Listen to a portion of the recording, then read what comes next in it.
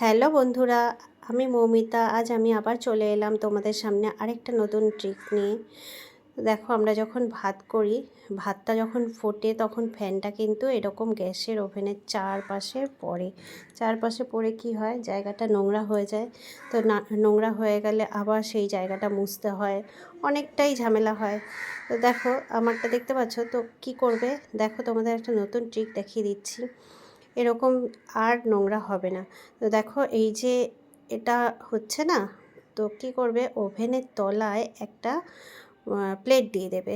Plate দিয়ে দিলে কি হবে, গ্যাসটা যখন ভাতটা উতলাবে তখন ভাতটার ফ্যানটা আর ওভেনে পড়বে না, সেটা তখন নিচে পড়বে। আর সেই ক্ষেত্রে তোমাদের ওভেনটা নোংরা হওয়ার কোনো চান্সই নেই।